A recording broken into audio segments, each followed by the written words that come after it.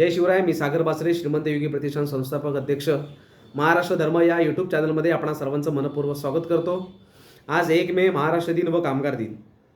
मी सर्वप्रथम या संयुक्त महाराष्ट्राच्या लढ्यामध्ये ज्याने आपल्या प्राणांची आहुती देऊन हा संयुक्त महाराष्ट्र मिळवला त्या 106 हुतात्म्यांना मी सर्वप्रथम आदरांजली अर्पण करतो आणि समस्त तमाम माझ्या मराठी जनांना महाराष्ट्र दिनाच्या मनपूर्वक शुभेच्छा देतो. आपणास माहीत असेल 16 जानेवारी 1956 रोजी देशाचे पंतप्रधान पंडित जवाहरलाल नेहरू यांनी आकाशवाणीवरून अशी घोषणा केली की मुंबई ही 5 वर्ष केंद्रशासित राहील आणि त्रिराज्य योजना अंमलात येईल. आणि असे सांगत असताना बेळगाव व कारवार महाराष्ट्रामध्ये सामील करण्याची मागणी पंडित नेहरूंनी फेटाळली. पंतप्रधानांची ही घोषणा ऐकल्याच्या नंतर मुंबईमध्ये एक तीव्र संतापाची लाट पसरली. नाक्यानाक्यांवरती त्याचा निषेध सुरू झाला. मराठी माणूस रस्त्यावरती उतरला आणि तो प्रचंड मोठा जमाव पांगवण्यासाठी पोलिसांनी अंधाधुंद गोळीबार केला आणि ह्या गोळीबारामध्ये 20 वर्षीय बंडू गोखले नावाचा तरुणाचा मृत्यू झाला. आणि संपूर्ण मुंबईमध्ये महाराष्ट्रामध्ये एक तीव्र संतापाची लाट उसळली. आणि याच्या निषेधार्थ 18 व 19 जानेवारीला 1956ला हरताळ पाळण्याचा निर्णय झाला. आणि त्याच रात्री महाराष्ट्रातील एक मोठे नेते असणारे त्यावेळेचे प्रबोधनकार ठाकरेंना अटक झाली. वयाच्या 72व्या वर्षी अटक झाली आणि त्यांच्या अनेक सहकाऱ्यांना अटक झाली. आणि तिथून हा जो संयुक्त महाराष्ट्राचा लढा हा अधिक तीव्र झाला, अधिक व्यापक झाला. स्वतः भारतरत्न डॉक्टर बाबासाहेब आंबेडकर यांनी देखील या समितीमध्ये सहभाग घेतला. प्रबोधनकार ठाकरे यांनी याच्यामध्ये पुढाकार घेतला कारण त्यांना माहिती होती भीमशक्तीची ताकद देखील महाराष्ट्रामध्ये खूप मोठी आहे. आणि असं असताना अनेक मोठे नेते ह्या लढ्यामध्ये सामील झाले.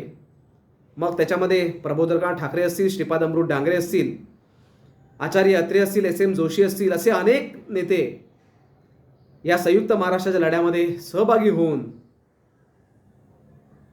हा लढा अधिक जोमाने पुढे नेला. आणि या लढ्यासमोर, या महाराष्ट्रासमोर केंद्रालाही झुकावं लागलं आणि संयुक्त महाराष्ट्र, मुंबईसह संयुक्त महाराष्ट्र हा महाराष्ट्राला मिळाला. आणि तो आजचा दिवस हा मराठी माणसांसाठी खूप महत्त्वाचा दिवस आहे. परंतु आज दुर्दैवाने लढवून मिळवलेल्या महाराष्ट्रामध्ये मराठी माणसाची काय स्थिती आहे हे फार दुर्दैव आहे. ही भूमी ही संतांची आहे, ही मतांची आहे, बुद्धिवंतांची आहे, कीर्तिवंतांची आहे, शौर्यवंत विचारांची, वीरांची आहे.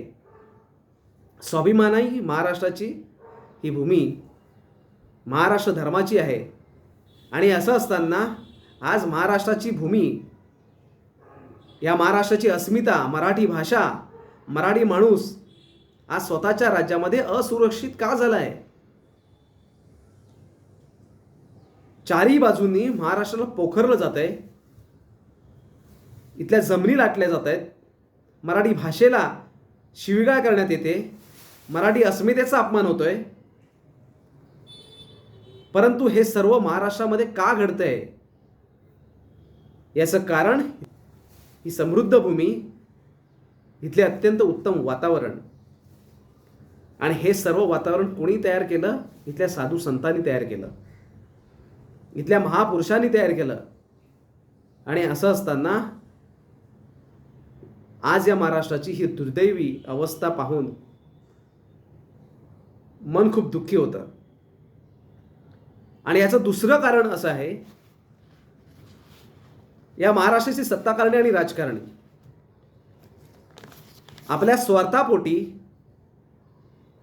आपल्या गलिच्छ राजकारणासाठी परप्रांतीयांचं लागून चालून करणं हे सर्वात मोठं हे कारण आहे. कोणी उठतंय जमिनी ओरबडतंय, कोणी उठतंय आपल्या दैवताबद्दल, छत्रपती शिवाजी महाराजांच्याबद्दल गलिच्छ वक्तव्य करतायत, महाराजांचा अपमान केला जातोय. कोणी उठतंय मी मराठी बोलणार नाही असा माज दाखवतंय.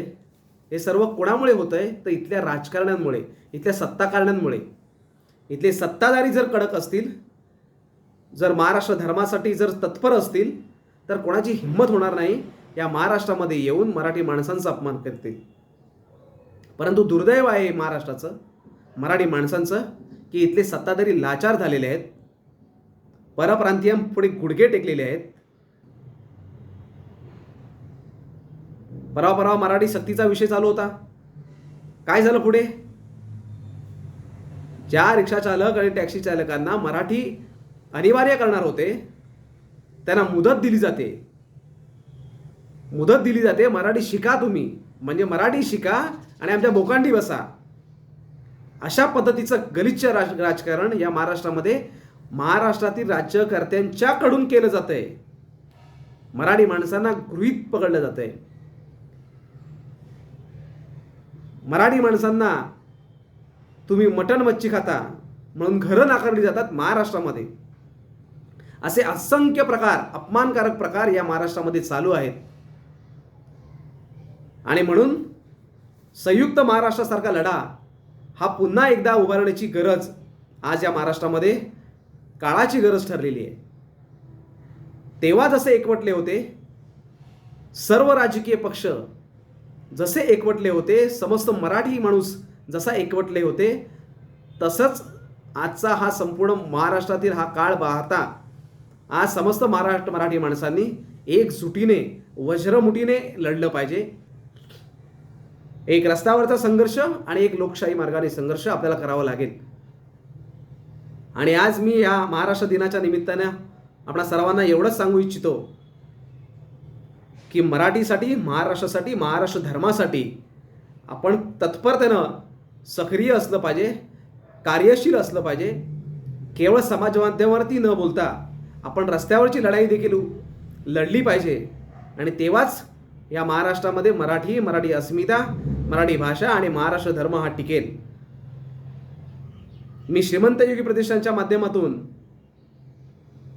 जी काय लढाई लढायची आहे ती आम्ही लढतच आहोत. इथून पुढे आंदोलन पण करू, परंतु त्याच्यामध्ये संपूर्ण मराठी माणूस हा एकवटला पाहिजे असं मी या ठिकाणी नमूद करतो.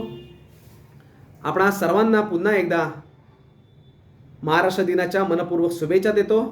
106 हुतात्म्यांना आदरांजली वाहून महाराष्ट्र धर्माचे पालन करूया असं मी आपणा सर्वांना एक विनंती करतो. जय शिवराय.